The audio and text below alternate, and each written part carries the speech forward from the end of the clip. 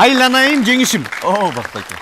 Мен сени аябай жакшы көрөм, ошону билесиң. Ошондуктан кирип келген жаңы жылда сага жалаң гана жакшылыктарды каалайм.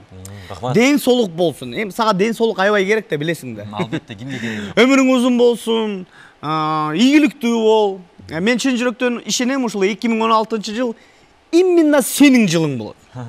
Эмне үчүн мен жылым, Бакбаке? Анткени маймыл жылы да.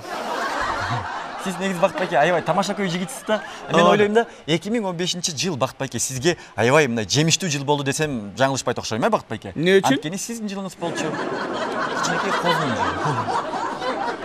Жаңы жылың менен. Жаңы жылыңыз менен. Ден соолук болсун, сен. Рахмат, Бакбаке.